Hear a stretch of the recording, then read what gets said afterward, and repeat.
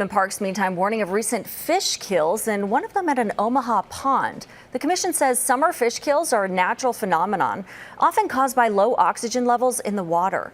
The weather also plays a factor, typically a stretch of cloudy days following a time of hot, sunny weather. Game and Parks are looking into fish kills at two bodies of water, Omaha's Benson Park Pond and Pioneer Trails Lake near Aurora.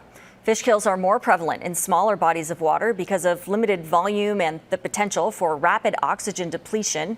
Anglers who spot dead or dying fish should contact the nearest Games and Parks office. A fourth person